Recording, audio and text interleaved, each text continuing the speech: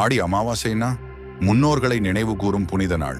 அதே சமயம் இது பித்ரு நாள், அதாவது பித்ரு தேவதைகளுக்கு அர்ப்பணிக்கப்பட்ட தினம்.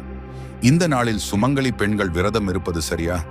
பொதுவாக இந்த நாளில் வாடை மூர்ச்சியான பூஜைகள், உற்சவங்கள் தவிர்க்கப்படுகின்றன. மற்ற தினங்களைப் போல சாத்வீக விரதங்கள் அல்லது அம்மனுக்கு பூஜை செய்வது தவிர்க்கப்படுவதற்கான காரணம் இதுவே.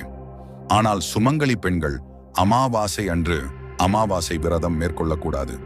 தாய் தந்தை இல்லாத பெண்கள், அதே சமயம் கணவரை இழந்த பெண்கள் அமாவாசை நாளில் விரதம் இருக்கலாம். கணவர் இருக்கும் பெண்கள் ஒருபோதும் அமாவாசை விரதம் இருக்கக்கூடாது. எனக்கு அப்பா அம்மா இல்லை, ஆனால் கணவர் இருக்கிறார் என்று சொல்லும் பெண்கள் விரதம் இருக்கக்கூடாது. அமாவாசை நாளில் எண்ணெய் தேய்த்து குளிப்பதை தவிர்க்க வேண்டும் என்று சாஸ்திரங்கள் கூறுகின்றன.